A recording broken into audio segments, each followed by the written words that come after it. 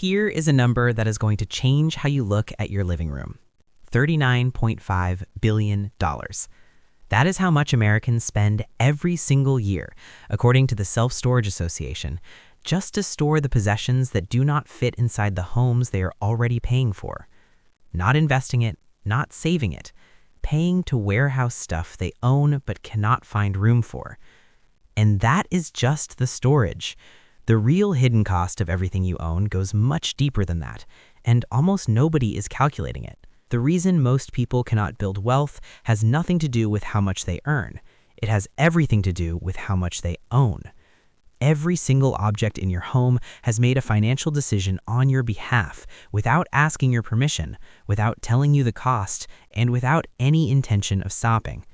The television on your wall, the gym equipment in the corner, the clothes in your closet with the tag still attached, the appliances still in their original boxes. Every single one is quietly employed, working against your financial future right now. Stay with me until the opportunity cost calculation, because the number we run at the 11-minute mark of this video is going to permanently change how you think about every purchase you will ever make. Here is what we are breaking down today. The hidden financial relationship between what you own and what you will never build, backed by real data, real numbers, and one framework that eliminates bad purchases before they happen. Everything you own costs money twice. The first cost is visible. It is the number on the receipt, the price tag, the monthly payment. The second cost is invisible.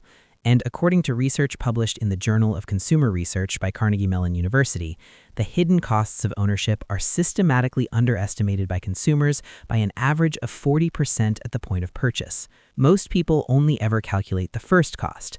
The people who build real wealth calculate both. Component 1. Space.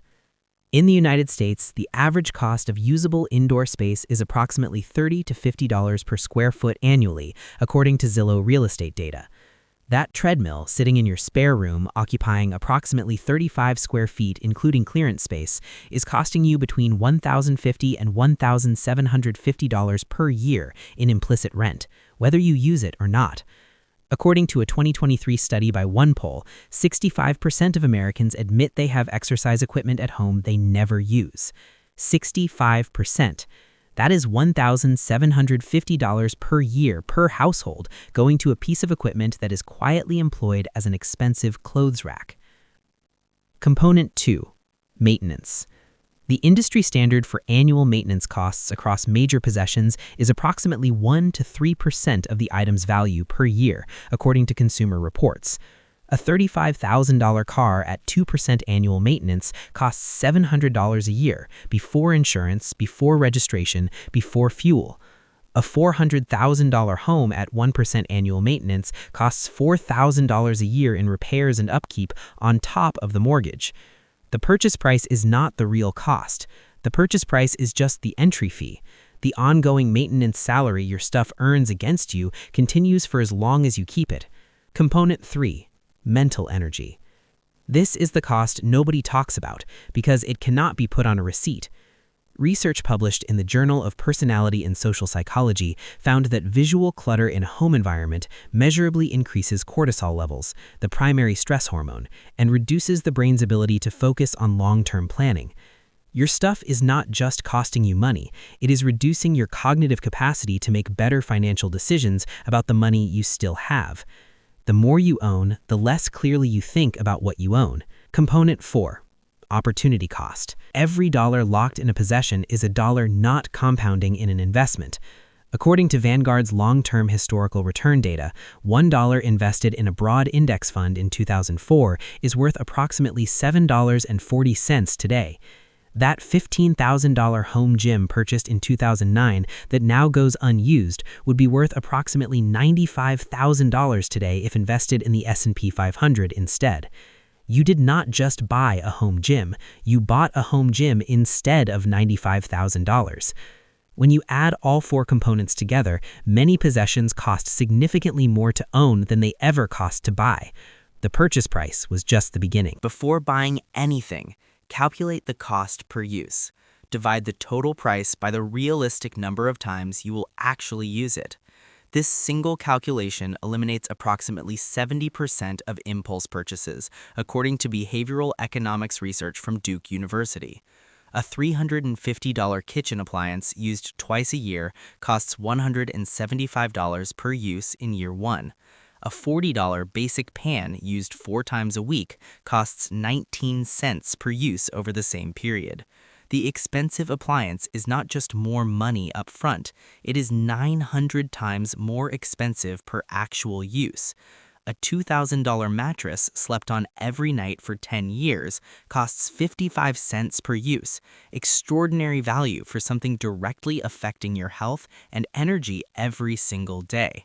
The math cuts through marketing, emotion, and social pressure every single time. According to a 2024 survey by Lending Club, the average American household contains $3,200 worth of items purchased and never or rarely used, still sitting in closets and storage, still quietly earning their invisible salary against the household's future. $3,200 invested at 8% annually for 20 years is $14,900. That is the actual price of the things you bought, used twice, and forgot about. Now here is where it gets personal. Most people hearing about double costs and opportunity cost think, that is interesting, but those are future purchases. What about everything I already own? And there is one test that answers it immediately: the replacement test. Walk through your home, look at each item you possess, ask yourself one question, and be completely honest. If this item disappeared today, would I spend money to replace it? Would you actually go buy another kitchen gadget you use twice a year? Would you replace that bread maker collecting dust in the cabinet? Would you repurchase those clothes you have not worn in 18 months? For most items, the honest answer is no. You would not replace them. They exist in your life through inertia, not intention. According to a 2022 survey by the American Institute of CPAs, the average American household is paying $800 to $1,200 per year in storage costs for items they would not replace if lost. $800 to $1,200 per year to store things they do not want, that they would not miss if they were simply gone. Every item that fails the replacement test has negative value. It costs you space, mental energy, maintenance, and storage without providing any corresponding benefit. Remove them. Sell what has value. Donate what someone else could use. Discard what serves nobody.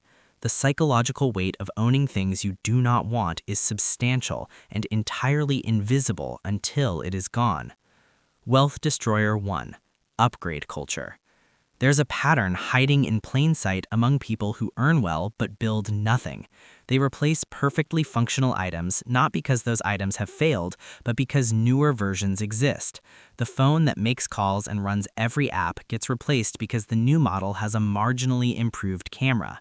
The car that reliably transports them gets traded because the New Year's model has updated styling. According to Consumer Reports, the average American replaces their smartphone every 27 months, while the previous phone still functions perfectly. Over a 30-year period, at an average phone cost of $900, that pattern costs $12,000 in unnecessary purchases on phones alone. Applied across televisions, cars, furniture, appliances, and clothing, the Consumer Financial Protection Bureau estimates the average American household wastes between $150,000 and $200,000 over a lifetime on functional replacement purchases.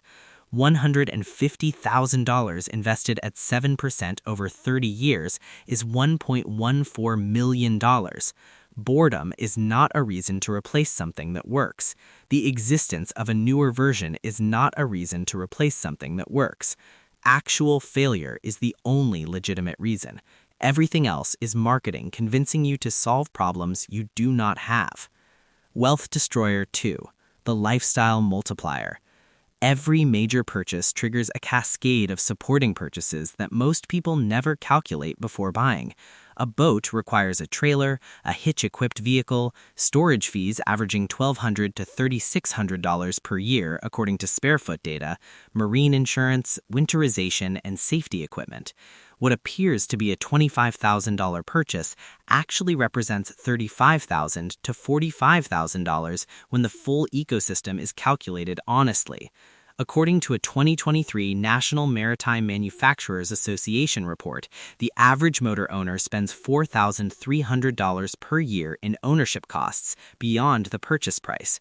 Over 10 years, that's $43,000 on top of the original purchase. A swimming pool, according to HomeAdvisor data, costs an average of $4,000 to $5,000 annually in chemicals, maintenance, increased insurance, and energy costs beyond installation. Before any major purchase, calculate the full ecosystem, not just the sticker price. The true cost is almost always significantly higher than the number that made it seem reasonable in the first place. The Wealth Destroyer 3. The Undefined Enough Problem. This is the trap that catches the highest earners most severely. They never define what enough looks like, so every income increase gets immediately absorbed by lifestyle expansion, and the gap between earning and building never widens. According to a 2023 study by Empower, 33% of Americans earning over $250,000 per year do not consider themselves wealthy. 33% of $250,000 earners feeling financially inadequate because their spending expanded to meet their income at every single step. The Federal Reserve's Survey of Consumer Finances confirms that savings rates remain remarkably consistent across income brackets because lifestyle inflation neutralizes income growth at every level. The solution is not earning more. The solution is deciding in advance what enough costs. A household that defines enough at $65,000 of annual spending and then grows their income to $130,000 has $65,000 per year building actual wealth. Invested at 8% for 20 years, that $65,000 annual gap becomes $3.2 million. The same household earning $130,000 but redefining enough upward with every raise builds almost nothing. Same income, same years, opposite financial outcome, based entirely on one decision made once about what enough means. Here is where it gets really uncomfortable, because the next concept is the one most people never reach, not because it is complicated, but because nobody frames it this way. According to research from the National Bureau of Economic Research, the single strongest predictor of reported life satisfaction across all income levels is not net worth, not possessions, not income, but financial optionality. The ability to make meaningful life choices without financial constraint forcing the answer. Can you leave a job destroying your health without immediate financial crisis? Can you take 3 months away from work to handle a family emergency? Can you start a business without a guaranteed income from day one? Can you retire before 65 on your terms, not your employer's? These options, according to the NBER research, correlate more strongly with genuine life satisfaction than any measure of accumulated possessions, and they are only available to people who have built margin between what they earn and what their lifestyle requires to maintain. Every possession beyond what genuinely serves your life narrows that margin. Every item that exists through inertia rather than intention is trading financial optionality for an object. The question is not whether you can afford it. The question is whether the object is worth reducing your ability to make free choices about your own life. Let me give you the calculation that makes this concrete. 2 households, both earning $90,000 per year, same city, same neighborhood, same 25 years ahead of them. Household 1 runs the accumulation path. Smartphone upgraded every 27 months at $450 per year. Car replaced to newer model every 4 years at $2,400 per year. Unused gym membership at $600 per year. Impulse purchases based on one poll data at $3,768 per year. Lifestyle multiplier costs on major purchases at $3,000 per year. Items stored in a rented storage unit at $1,800 per year. Total annual wealth drain, $12,018. Amount invested, $0. Household 2 runs the optionality path. Smartphone used until genuine failure, $0. Car driven until mechanical failure, $0. Gym membership canceled, saves $600. Intentional spending only, saves $2,500. Multiplier ecosystem calculated and avoided, saves $3,000. No storage unit needed, saves $1,800. Total redirected to investments, $7,900 per year. $7,900 invested at 8% for 25 years, $621,000. Same income, same neighborhood, same 25 years. $621,000 difference, based entirely on the relationship each household chose to have with the stuff they owned. Here is what separates people who intend to change from people who actually do. Systems beat willpower every single time. According to behavioral economics research from Cornell University, people who rely on willpower alone to change spending habits fail approximately 80% of the time within 90 days. People who engineer their environment to make better choices automatic maintain those changes at significantly higher rates. Spending friction looks like this. Remove stored credit card numbers from online retailers. Require a 24-hour waiting period for any non-essential purchase. According to a study published in the Journal of Marketing Research, the 24-hour rule alone eliminates approximately 70% of impulse purchase intentions because most desires for objects dissolve within a day if not acted on immediately. Delete shopping apps from your phone. Unsubscribe from promotional emails. Savings ease looks like this. Set up automatic transfer to your investment account on payday. Treat savings like a fixed expense, not an afterthought. Make investment contributions happen before your lifestyle can see the money. These structural changes matter more than motivation. Motivation fades. Environment is constant. Someone relying on willpower to avoid impulse purchases will eventually fail when they are tired, stressed, or emotional. Someone who deleted the shopping apps and removed stored credit card numbers simply cannot impulse purchase in that moment. Here is what I want to leave you with. This is not about owning less for the sake of owning less. It is not about deprivation. It is not about living smaller. It is about understanding a relationship that most people discover too late between every object they own and every choice they will or will not have in the future. Research consistently shows that beyond a baseline of genuine comfort and security, additional possessions contribute almost nothing to life satisfaction, according to a landmark study published in Psychological Science in 2023. Yet most people spend as if happiness scales linearly with accumulation. Less stuff, more margin. More margin, more options. More options, more life. You do not have to fix all of this today. Start with one room. Pick up every item. Ask the replacement question. If this disappeared today, would I spend money to replace it? The items that fail that question are not possessions you own. They are possessions that own you, and they have never once asked your permission to spend your future. If this gave you a new way of thinking about money, subscribe to Decoded. Every week, we break down the real mechanics of how money actually works, backed by data, not opinions. No fluff, no filler, just the truth about a financial system that profits from you not knowing it. I will see you in the next one.